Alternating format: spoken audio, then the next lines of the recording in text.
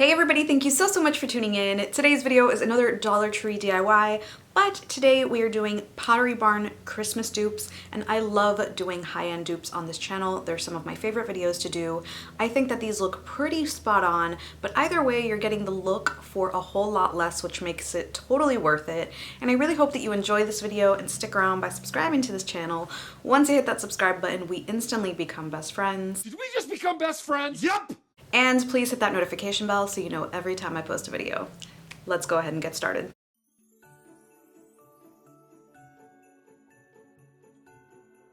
For this first tutorial, I'm going to be using this pie pan from Dollar Tree. They do carry two sizes, so I believe this is a 9-inch and it's the one that's a little bit more flared out.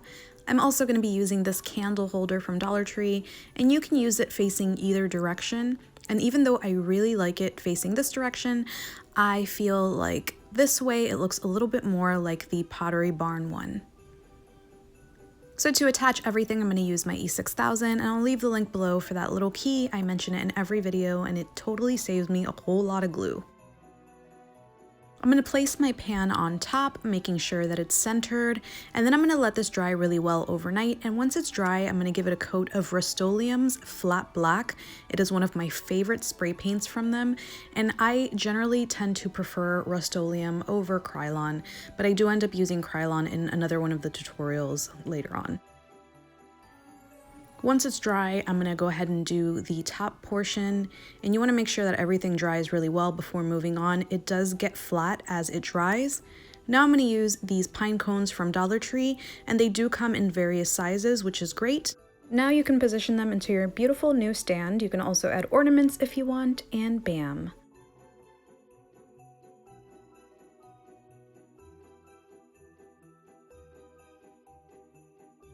For this tutorial, I'm going to use a willow wreath. Now usually I would use something like a plate, but I really liked the idea of being able to reuse everything. So I'm going to take my Dollar Tree picks, and as you can see, mine are really skimpy because I've used these picks in various tutorials. So I'm going to cut down the bottom of it. And I used 9 in total because mine are taken apart and they're a little skimpy, but if you have full ones that you haven't touched, then I'm pretty sure you can get away with using 6. So I'm going to go ahead and I'm going to start positioning them, and I don't want to use hot glue, so I'm just going to pull apart parts of the willow wreath and basically place that little stem right in there. Now you can go ahead and use hot glue on yours, but I really like reusing everything, which is why I still have those picks, which I've used in every tutorial. And it's gonna look really skimpy at first, but I promise you once you make your way around, it'll look really great. So I have one of my little skimpy picks, and I'm just gonna insert it here. And as I work my way around, everything is made of wire, so you can start positioning everything upward, downward, to the side. It's up to you. Now I'm just going to take my pine pieces and my berries and start bending them forward so that they look like they all belong together and as part of a centerpiece and not just a bunch of picks stuck to a willow wreath. And I thought it was still a little on the flimsy side, so what I ended up doing was grabbing some garland ties from Dollar Tree. These are really cheap. They come 10 to a pack and they're only $1, obviously. I cut them down and then I just put them randomly wherever I felt like there were any gaps. Now, if you wanted to, you can paint them white at the tips so they blended in with everything, but I think they looked perfectly fine. After a whole lot of bending and positioning, I was really happy with the shape of it. Now I ended up using a Dollar Tree LED candle. These are kind of short, so what I did was I grabbed a tiny little cake plate. I got this at Target for $1, but you can use whatever you want, even a Dollar Tree candlestick. And I placed my candle right in the center, and bam, I have a beautiful centerpiece.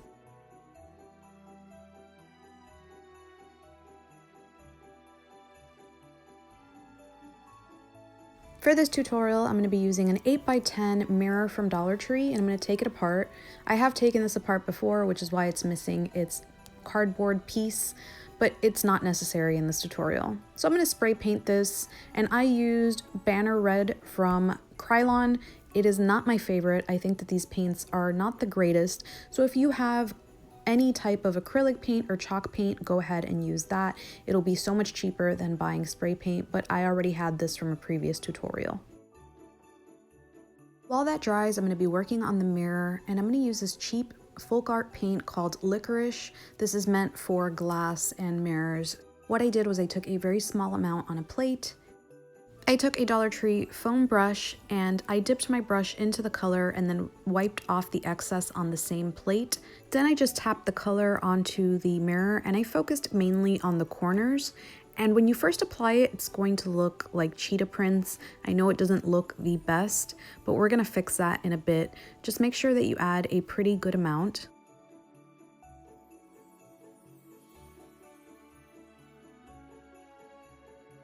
To break down the color and make it look a little bit better, I grabbed a wipey, but of course you can grab a wet napkin or a wet towel and just tap it onto the color. Don't streak it, just tap, and it gives you a really, really nice aged look. So I kept doing this throughout the entire mirror. I would tap my color in and then I would go in with the wipey. And since the mirror was already wet from the wipey, it automatically started to have that effect without me having to tap it out.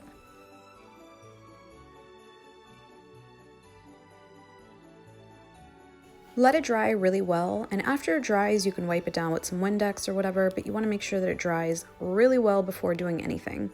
So I grabbed a flexible ruler and I pulled up the picture of the Pottery Barn one, and in the middle it has two lines that says Mary, so I'm going to go ahead and use that as a guide. You can also draw reference lines using washable markers that you can wipe off later on, but I just used the Mary as my guide. To draw my design, I used this pen. It's a painter's pen by Elmer's, which I found at Walmart.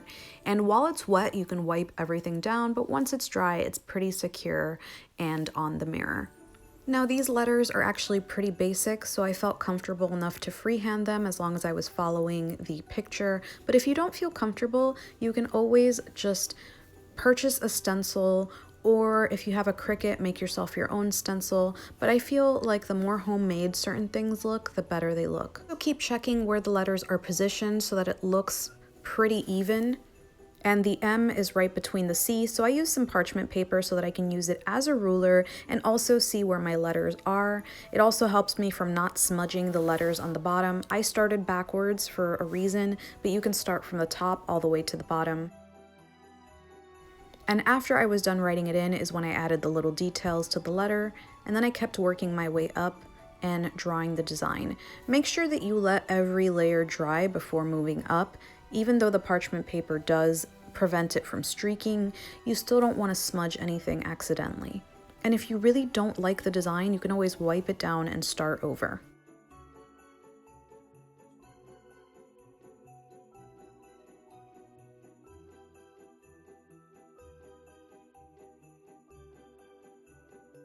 So once I was completely done with everything and I went over all of my letters, I let it dry completely and then I put it back in my frame. And once it was back in the frame, bam, I had a really affordable Pottery Barn dupe. This is one of my favorites because I think it looks pretty spot on.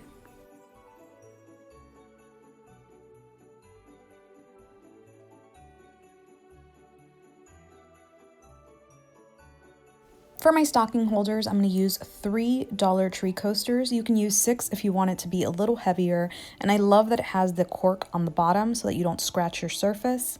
And now what I'm going to do is I'm going to add hooks.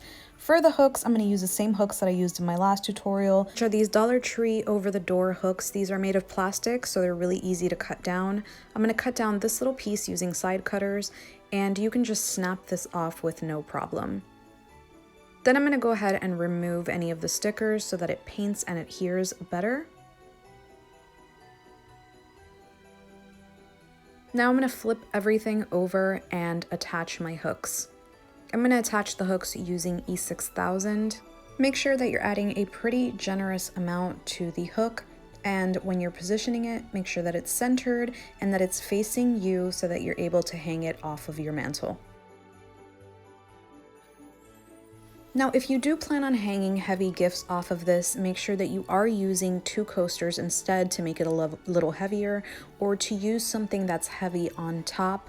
I used just one and I was able to hang 1 or 2 small gifts in my stocking, but you want to make sure that it doesn't slide off. Originally, mine were painted Blossom White because these are from my previous tutorial, and to paint them, I highly recommend putting them on a cardboard box so that you don't paint the cork on the bottom. This is the easiest way to paint them. And once everything is completely dry, you can go ahead and attach your letters. I found these letters at Dollar Tree, which I fell in love with, and I've used them in other tutorials. My original plan was to sand off those glitter pieces and paint everything all one color. However, I couldn't find O and Y, and I've been looking for quite some time, so I ended up going to Michael's and buying their letters, which are the exact same size. I did use a coupon, so they were a little bit over $1, but still not expensive at all. So I made sure that they were centered before attaching them, and then I attached using hot glue. You can use E6000, but I wanted to be able to remove them if I did change my mind later on, or I wanted to change my decor pieces like I did in my last tutorial. I spray painted everything using the same Rust-Oleum flat black spray paint for the first tutorial, and once I was done, bam, I had beautiful stocking holders. I really hope that you enjoyed this video. Let me know in the comments section which one is your favorite, and please don't forget to give me a thumbs up. And as usual, thank you so much for watching, and until next time.